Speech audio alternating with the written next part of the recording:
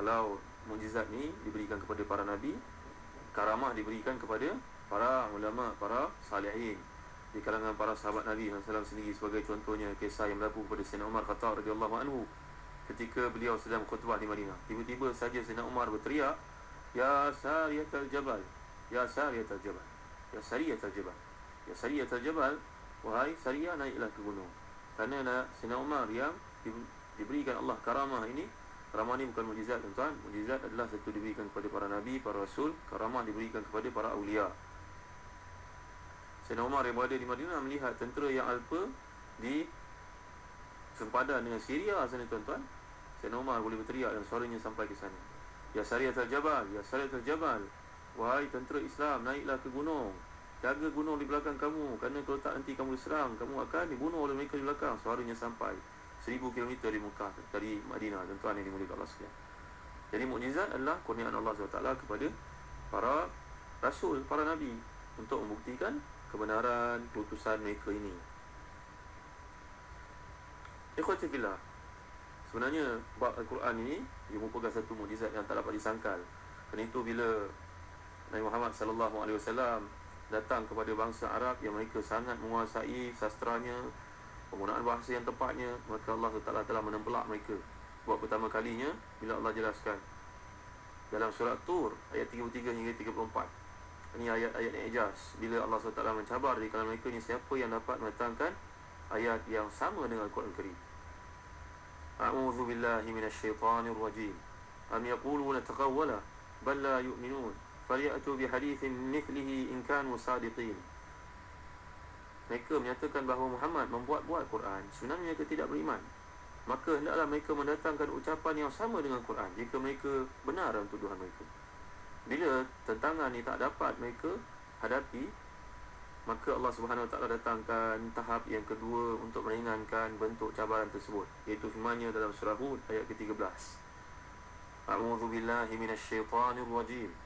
Am yaquluna iftara qul fa'tu bi ashri suwarin mithlihi muftariyatin wad'u man istata'tum min dunillahi in kuntum sadiqin.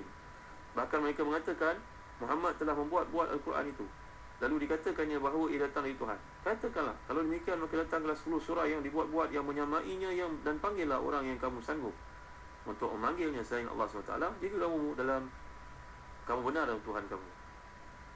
Setelah tentangan yang kedua, cabaran yang dikemukakan oleh Quran kali kedua ni tak mampu mereka jawab, maka Allah SWT datangkan yang ketiganya daripada surah Yunus ayat yang ke-38. A'udzu billahi minasyaitonir rajim. Am yaquluna iftara qul fa'tu bi suratin mithlihi wad'u man istata'tum min dunillahi in kuntum sadiqin. Atau patutkah mereka berkata Muhammad membuat-buatnya?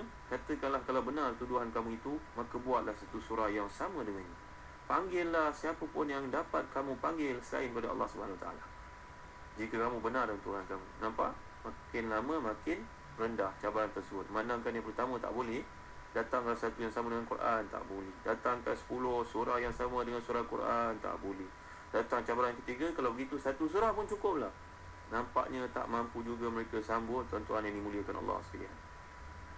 Lalu Allah SWT pun mendatangkan cabaran yang berikutnya daripada surah Al-Baqarah, dengan Allah Subhanahu Wa Taala ayat 23, A'udzu billahi minasyaitonir rajim. Wa in kuntum fi raibin mimma nazzalna ala 'abdina fa'tu bi suratin min mithlihi wad'u syuhada'akum min dunillahi in kuntum sadiqin. Dan jika kamu tetap dalam keraguan tentang Quran yang kami turunkan kepada hamba kami Muhammad sallallahu alaihi wasallam, buatlah walau satu surah yang lebih kurang sama dengan Quran. Ya, bi suratin min mithli, min ditab'id, untuk menunjukkan sebahagian kecil, seperti sebahagian sedikit sama dengannya, sikit-sikit pun okey. Jika penolong kamu tu dapat membantu kamu dan mereka itu selain daripada Allah SWT, kalau kamu benar-benar berada di pihak yang betul. Nampaknya tuan-tuan yang dimuliakan Allah sekalian, surah Al-Baqarah ni mirip redaksinya dengan surah Yunus yang lalu. Cuma perbezaannya daripada kalimah fa'tu bi suratin mithli, itu dalam surah Yunus. Kalau dalam surah Al-Baqarah di sini fa'tu bi suratin min mithli. Jadi min di sini kalau kita pelajari makna lebih kurang. Lebih kurang macam satu surah Al-Quran pun dah cukup. Sehingga demikian tentangan itu lebih rendah daripada tentangan-tentangan yang lalu yang menuntut membuat satu surah tanpa menggunakan perkataan min kalau dalam surah Yunus yang lalu. Jadi akhirnya tuan-tuan yang rahmati dan dikasihi Allah sekalian, akhirnya tutup cabaran oleh Allah SWT dengan ayat dari surah Al-Isra. Qul la in ijtama'atil insu wal jinnu ala an ya'tu bimithli hadzal Qur'an ayatu bimithli hadzal Qur'an la ya'tuna bimithlihi walau kana ba'dhum li ba'din zahira.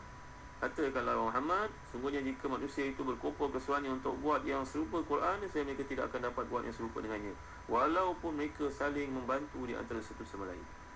Jadi tuan-tuan lihat, tentangan tahap yang terakhir ni tutup dengan kenyataan yang sangat jelas dan tegas, yang tidak hanya ditujukan kepada mereka yang hidup pada zamannya sahaja, tapi ditujukan kepada semua orang yang masih hidup sampai kali kiamat.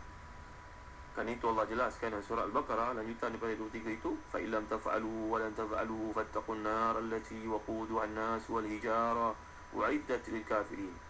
Jika kamu tak dapat buat macam Quran dan kamu pasti tidak akan mampu membuat sepertinya, peliharalah dirimu dari neraka yang bahan bakarannya adalah manusia dan batu-batu yang disediakan untuk orang-orang kafir.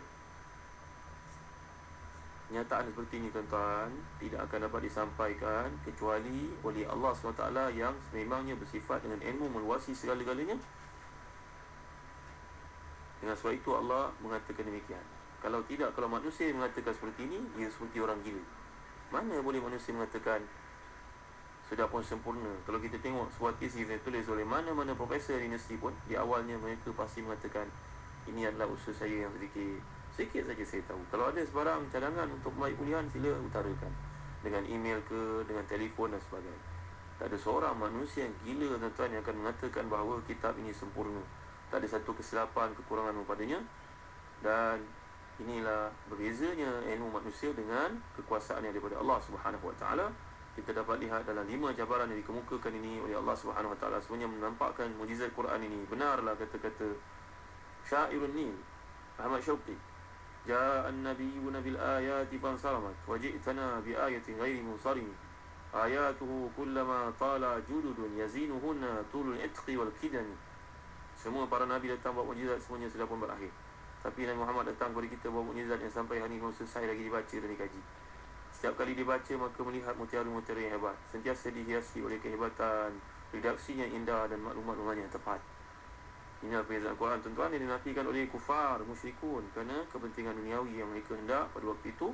InsyaAllah kita akan lihat beberapa tafsiran para ulama lagi berkaitan perkara ini dalam kuliah akan datang.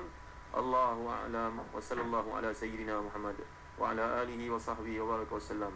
Walhamdulillahi rabbil alamin. Wa barakallahu fikum. Wassalamu alaikum warahmatullahi wabarakatuh.